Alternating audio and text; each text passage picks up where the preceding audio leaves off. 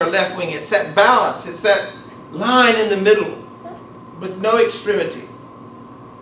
And what I find with reverts and converts, when they come to Islam and they get involved in extremism, what happens?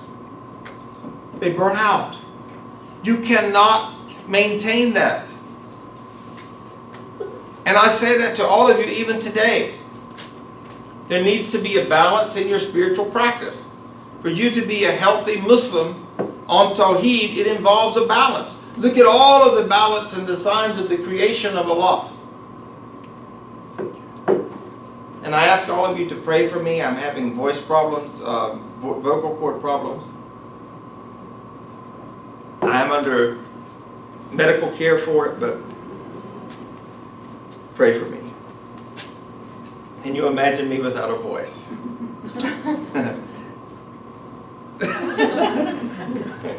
All right. So, am I repeating this? Okay, prohibited. I covered that. So the polytheists followed their whims and satanic insinuations and devoted worship to others than Allah. And there are many, many deviations where you will see this, and they are called, I call them pseudo-Islam. And I'll just throw one for an example. I was having a conversation with one of the Christian ministers that I've done a lot of interfaith work with, and he said, well, you know, I've always wanted to know about other people, so I met my first Muslim when I was in high school, and he wore this uniform and had epaulets on it and all this kind of stuff, and I'm laughing inside because I know that he's talking about a member of the Fruit of Islam, the Nation of Islam. And I said, well, you know, yes, they do call themselves the Nation of Islam, but in Islam, you can't have any other gods. And they believe that Prophet Muhammad was God incarnate. And I said, if you look at the next to the last page of the final call, you will see that they actually believe that the black nation should have its own nation. You can look this up. You can Google this. I don't usually recommend Google because too many people go to Wikipedia and that's where they go. But I recommend much higher scholars that shake Google and shake Yahoo. I'll get it right in a minute. Yahoo. All right. Oh, that's a shoe. All right. They killed their children to draw near to false deities. So we know that historically people would actually sacrifice their children. And this is why to many people it was not, when Ibrahim a.s. was asked to sacrifice his son, this was not an unfamiliar thought. Because people used to do that. Okay. Allah commanded His messengers to inform them of what their Creator and Owner made absolutely prohibited in His revelation, not by speculation. And I try to be very careful with this, but you'll hear a lot of speculation in the community. And be very, very careful about speculation. It's when people say, well, you know, I know the Quran says so-and-so, but. Be very careful. Or they will say, well, you know, I believe that this means so-and-so, with very little proof, with very little dalil. So that when you meet a teacher, the first criterion you should look for is, do they give the Quran and the Sunnah for everything they say? Do they document it for everything they say? And if they don't, I say be aware. Be aware. They could be just a silver-tongued preacher. We have those. We have these people that sound amazing. They're wonderful orators. But they love to espouse what they believe. And that is the first way to deviation.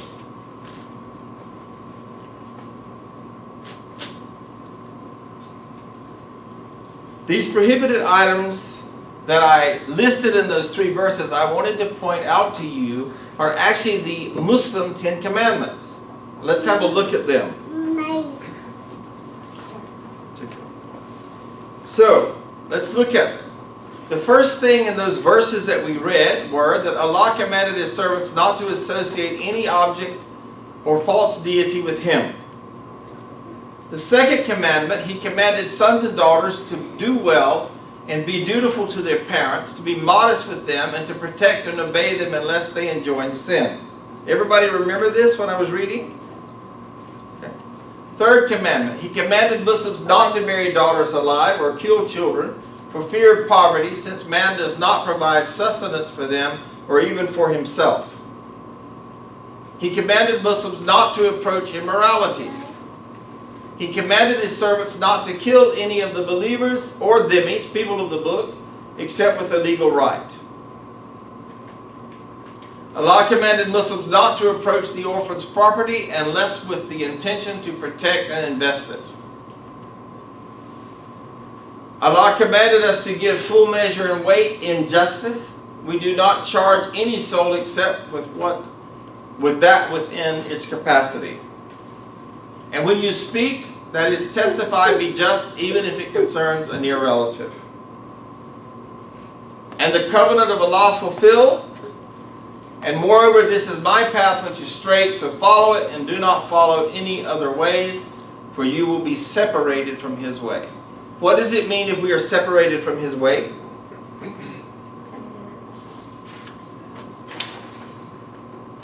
It means what? Ultimately, if our soul is lost. Our soul is lost. What is our salvation dependent upon?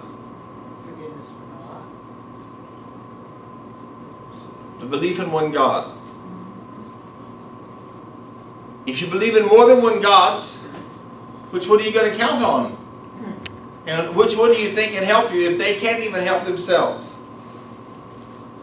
The prohibition here is both exclusive and general, in that it includes the forbidden to worship any false deities or objects, and the avoidance of any rituals offered to them as well.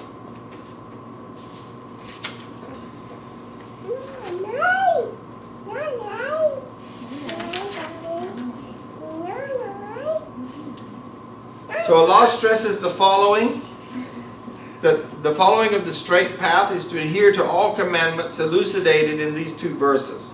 Such commandments which comprise both the abandonment of prohibited acts, particularly polytheism, and the fulfillment of what Allah has enjoined, particularly monotheism, constitutes the straight path. The believers are commanded to follow it, the straight path, and do not follow other ways. This clearly addresses all matters of innovation and religion and doubtful matters that will separate us from his way. So, the key points here to remember is that monotheism is the greatest obligation, polytheism is the gravest sin, and the gravity of parents' rights over us, the prohibition of committing homicide without a legal justification, the prohibition of murdering children and relatives, the prohibition of devouring orphans' property and the command to invest it for their benefit, the commandment to preserve justice in word and deed even if the person involved is a relative, the order to fulfill covenants. It is exclusively Allah's sovereign right to prohibit or make something lawful. Now, one of the things that we have also seen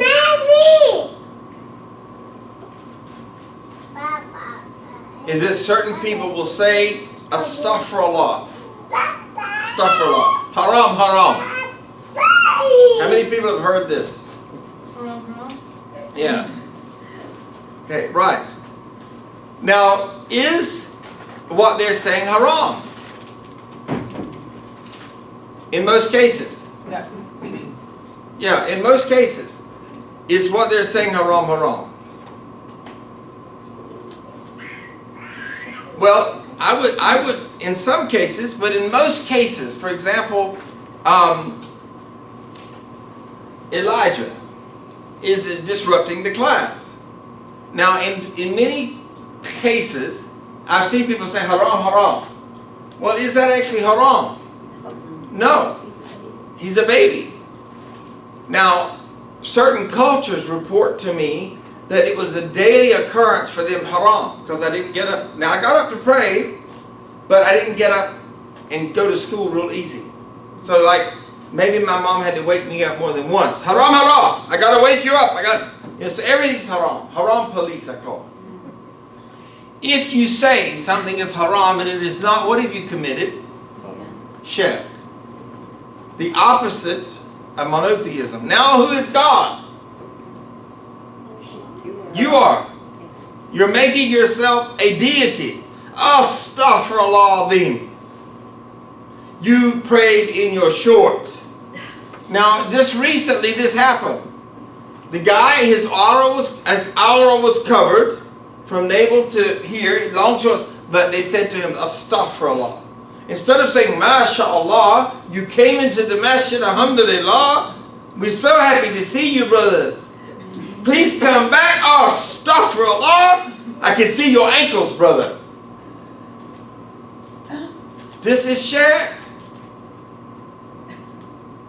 And it's a big problem. So it is exclusively Allah's sovereign right to prohibit or make something lawful. And so I say to you, when people say haram, haram, can you give me a verse, please? Can you give me proof, please? Because I want to get my little notebook and have a little haram list here. But I don't want it to come from you, because that would mean I'm worshiping you now. And that would take me out of the way. Can I ask you a question? Yes, please. So this is usually done like over a period of time. So a parent to a child, I mean, the child can't say, "Oh, stop, mom, give me the verse," and it's kind of subtle. It's like "Ya haram" in Arabic. Oh, haram, don't talk in the bathroom. Oh, throwing all these things, kind of mold the child into doing what's right, or getting them to do what you don't want them to do. So Good where does that question. fit in? Good question. Struggling with my voice again, yeah. You're very right. Of course, going back to the second commandment in this verse of being respectful to parents, a healthy child would say, Mom, I want to be able to teach, because this is a child without an amygdala. Imagine this, Mom, I'd really like to be able to teach my friends where this came from. Could you tell me where this comes from? But, and this is how I coach kids that come to me. You got to do it with love. The same way with everything we do. We do it with beautiful words and eloquent speech. Because, if I had, well, I won't even go there. But even with my mom and dad, I remember saying something one day. My father became Muslim before he died, but growing up, he would say to me, I don't know if I believe in God or not. So he was pretty straight up. So one day, he said, he quoted the scripture, honor and obey thy parents in the Lord. But he left the "in the Lord" part out. So of course, I was just a little bit of a smart aleck. And I said to him, but Dad, it says "in the Lord," because I was a Bible reader. And he said nothing, because I was surprised. Because normally he didn't speak. He exercised his voice with other things, but not his lips. I'll leave that to your imagination. But when I remember specifically being afraid that I'd said it. I was like, I'm really being testy here, So I said "in the Lord" on. So yeah, what I would say is I would encourage them in a very loving way to say, Mom, I would like to be able to teach other people this, because we talk, but it is difficult sometimes. It's very difficult, and how much more intimidated are we when we meet a sheikh that says Astaghfirullah, and we're just a new Muslim. But I would encourage you to learn how to say it. Would you, so that I can teach others, give me the dalil for that? And that'll really impress them when you use the word dalil. Well, so. Did that answer the question? That's great, thank you. Thank you. So, this is the, I'm just going to continue just one more to go with where we're going next week. And as you'll see, I haven't enlarged the slide yet. I started, and then this weekend I decided I'm going to do 48 fonts for all my slides and 54 for the lead. So this one I have not enlarged. But this is where we will go next week, inshallah. They who believe and do not mix their belief with injustice, those will have security, and they are the rightly guided. Surah Al-An'am, Surah 6, verse 82. So, they who believe and do not mix their belief with injustice. When you mix your belief with injustice, what does that mean? Isn't it an injustice if you make up your belief and it's contrary to the Quran and the Sunnah?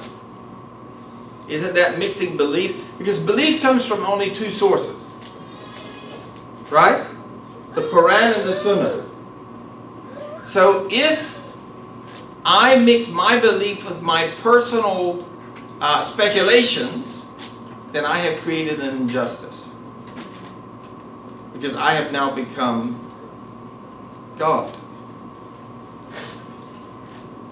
Through monotheism and worshiping Allah alone, we receive expiation of sins. Polytheism is an injustice because it is a violation of Allah's absolute right of being worshipped solely. So remind me, but next week I'll stand over there. That'll make it work better, I think. Make the classroom better. First time we're here. So this last thing, I want to say it again because it's really, really important. And I know that this is not one of those emotionally heavy classes where I cry most of the class. But it is, I cannot tell you how important it is for you to have this information. And that really and truly I would encourage you, I would implore you, beseech you to have this where you can actually teach it. To have a notebook where when you start talking to people about Islam, you know, sometimes people come to me as a da'i and they say, well, I'd like to be a Muslim, but I don't want to wear that thing on my head. And I tell them Islam is not about that thing on your head. Islam is far bigger. And I just go right over that thing on your head, right to Tawheed. One time, a man that came to me, and it's interesting because this man married a veterinarian. He loves dogs. He's from North Carolina. He loves dogs. His office faces the Qibla. But someone destroyed him by telling him that dogs were haram. Now, he came to me, and I love this man. As a matter of fact, our website was done by this Christian. He's the one that did it for us. He loves Allah and totally believes. And I've shown him that it's not haram to have dogs. I have shown him from the Quran where dogs can actually fetch our meat. I've given him a good scholarly argument about dogs. But look what happened. Someone who wanted to espouse their belief stood in the way of someone accepting monotheism. Dogs are not haram. What we can say, perhaps, is that if a dog licks you, you need to make your ablution. You need to clean your clothes. And with modern washing machines, I would say to you, no, you don't have to wash them 7 times in the washing machine. We have to, we have to use this brain along with this brain. But imagine, oh, thank you. Imagine doing dawah. And now you've turned Islam into a forum about whether you can have dogs or not. And this happens all the time.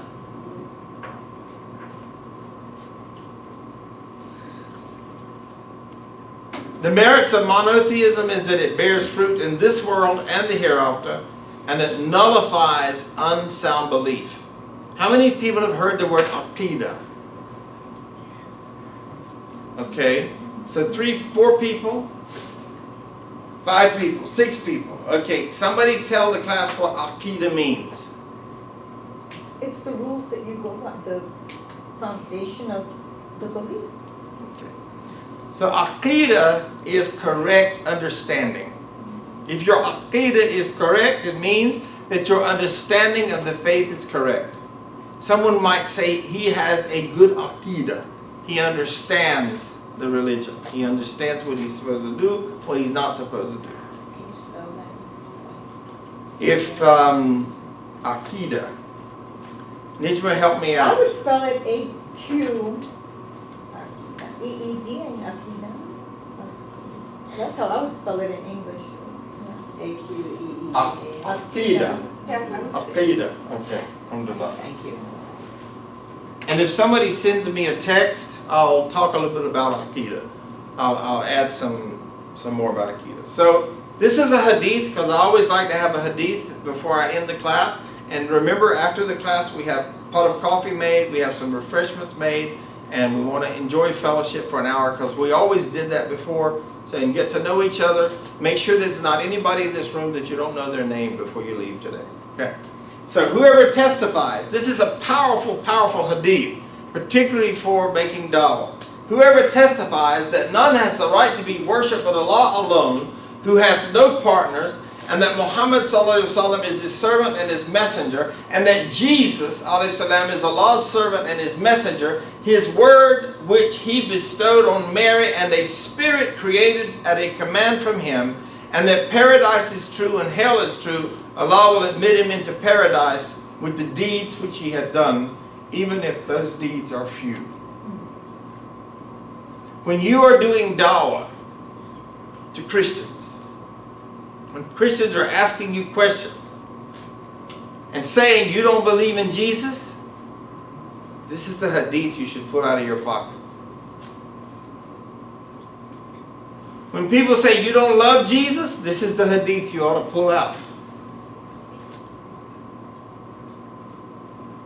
This hadith should give us so much hope. This is what's required. Look at all, this is what you got to do right here for security of salvation. There is a chapter in Riyadh al-Salihin, may Allah forgive me if I'm wrong, I think it's page 382 in chapter 11.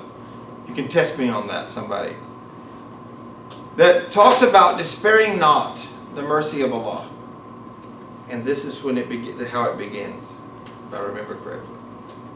Very, very powerful hadith. So I love you all for the sake of Allah. As this is our first class in this location, and I am so ecstatic about being at Rollins College to do this. We do have Juma here when school is in session. Right here, we've been having it now almost 5 years off and on.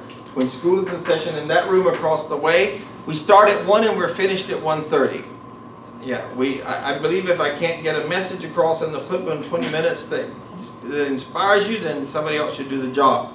So if you can, parking is a problem on Fridays, but if you are willing to park on Park Avenue and make a little walk, you can go and have lunch on Park Avenue afterwards. But we do have Juma here on Fridays, and I'd like to invite you to that as well. If you have suggestions on how we can improve the class, since this is our first time here, definitely I'll stand over there the next time. Please make those or send those suggestions to us. And I love you all for the sake of Allah, and I've covered your prayers. We will make a right out of here and a left into the hallway where the